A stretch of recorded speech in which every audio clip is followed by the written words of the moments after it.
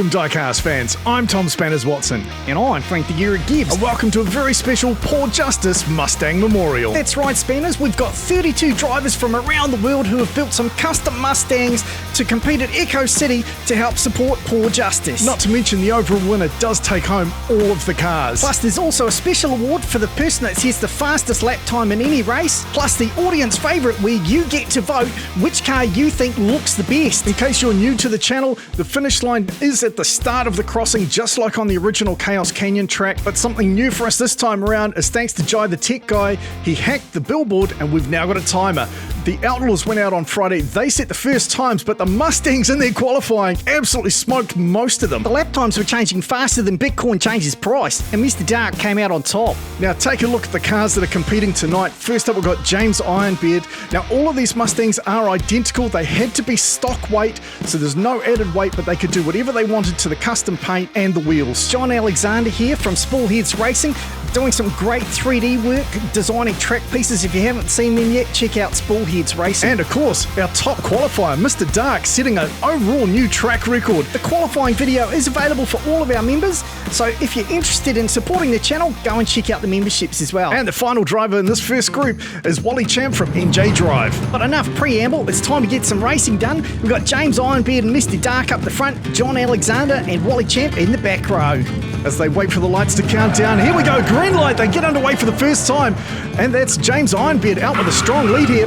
Mr. Dark slipping right by John Alexander, and he is all over James Ironbeard as they go into the final corner. Mr. Dark overcooks it a little bit, but he will still cross the line for second place. James Ironbeard there with a great line, and look at Mr. Dark here. He capitalises on John Alexander's mistake, and James going so fast he actually rides up the sidewall, but Mr. Dark was all over him into that second to last straight, and unfortunately just couldn't quite keep it together through that last corner, or he might have had him in that final straight. With the first points on the board, James Ironbeard leading the way with a winning time of 14.862, not dissimilar to his qualifying time. Now we are trying a different rotation method as the drivers move around. We're not sure if we'll keep this for the whole competition, but certainly for the first run for each group, we will run the same way. Yeah, we don't want to go changing things on people halfway through a competition until it's going to be even for everybody. John Alexander having problems again. But not Mr. Dark. Look at that as he just rips right by the whole field, managing to work his way around three other drivers. Nice line through that final turn. Oh, but he's gone sideways. He's blocking the track. Here comes the others. They smash right into him, and he just misses the truck over the finish line. What a tactic there from Mr. Dark to block the track to shut down the other races so he can pick up maximum points. But look at this run.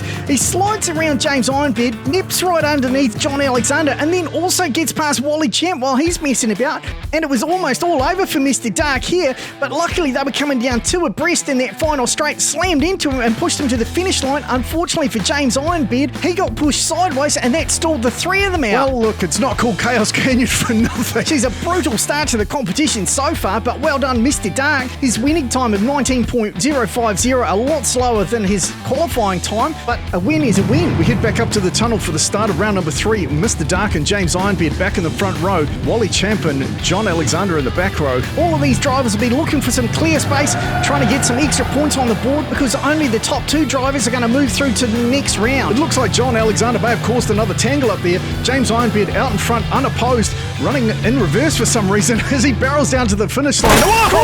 Oh my goodness, he's just smashed into the trucks. And there goes John Alexander ripping through it all. Well, everyone was waiting for it to happen and it finally did. But let's just look at what happened up the top here. So John Alexander got a spin on. Mr. Dark trying to get around, but Wally Champ there getting into the side of him. And luckily for John, he managed to get himself going again and make it all the way to the finish to pick up some much needed points. But the big action was right on the finish line. The two trucks passing each other, minding their own business, and in comes James Ironbeard to smash them over. If you're going to street race, you probably want to close off the traffic, but this is Chaos Canyon. We don't do that sort of thing. No, I mean, it's not like we sanitise the track for a bunch of old ladies. And at least the collision happens after the finish line, so it's not going to affect the outcome of a race. Oh yeah, mate, we don't want people getting sand in their undies because they hit a bus. James Ironbeard there picking up his second win with a time of 16.211. Now, John Alexander there does have a chance to get through. If he wins this one and Mr. Dark doesn't get any points on the board, he's got a chance to go head-to-head for the second spot, moving through to the next round with James Ironbeard. So everything on the line this time for John Alexander. He's leading the pack out next to Wally Champ. They're side by side through that first turn. That was incredible.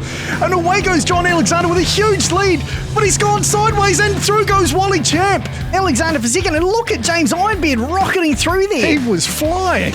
As was John Alexander and Wally Champ up the front there. What a drive from John Alexander.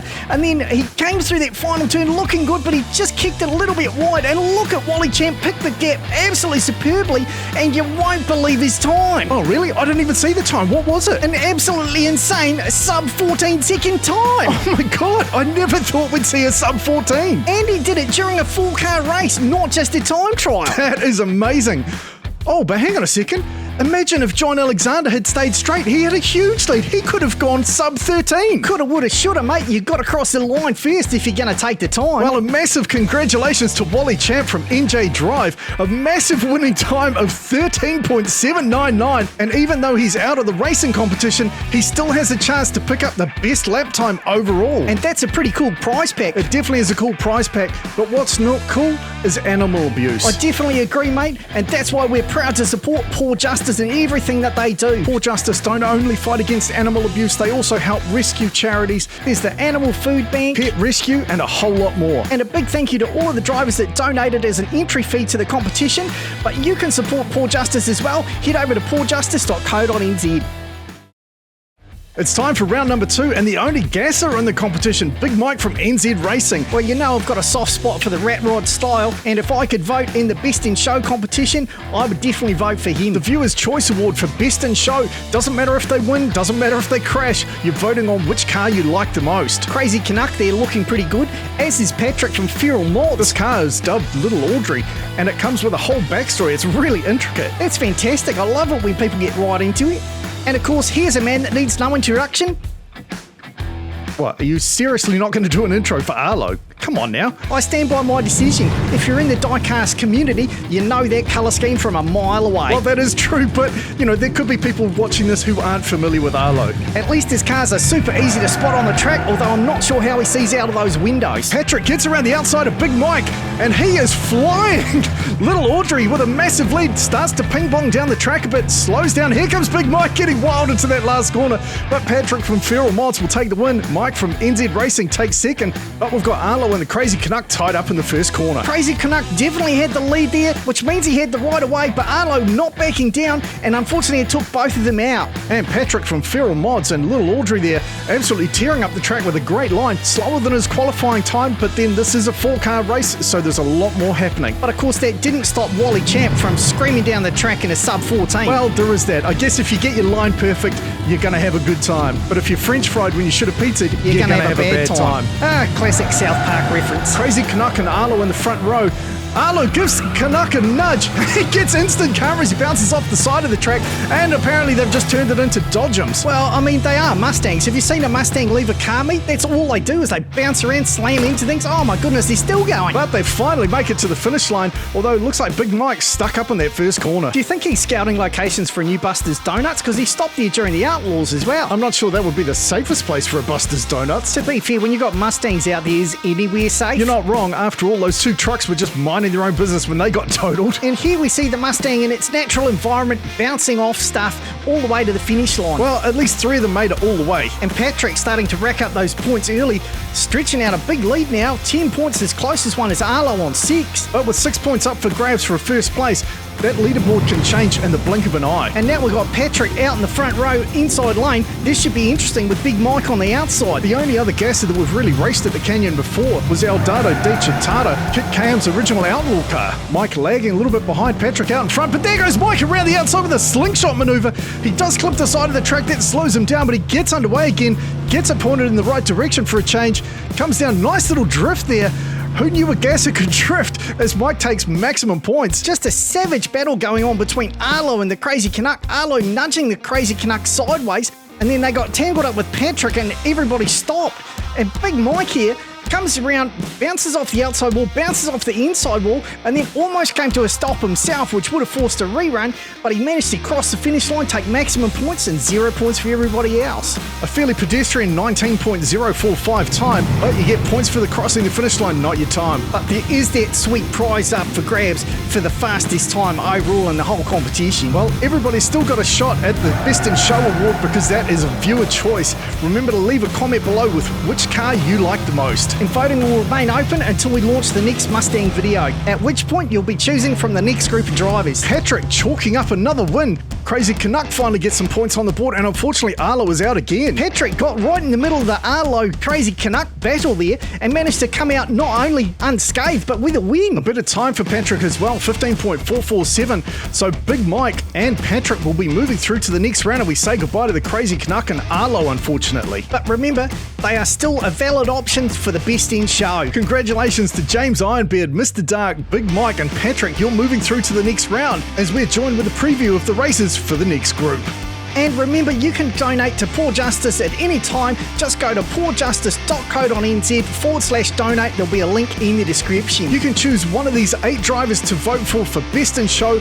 Just leave a comment with the name of the driver that you think deserves the Best in Show award. Then the winner of each week will go head to head in a final battle of viewer choice voting. All of the builders have done such a fabulous job with these cars. It wasn't enough to just give them away to the winner. We wanted to provide some extra prizes. And of course, the other prize for the fastest lap is going to be a tough one to beat, set in the very first race by Wally Champ from NJ Drive with a 13.799. And amazingly, he managed to do that time without even having a flame paint job. You and your flame paint jobs.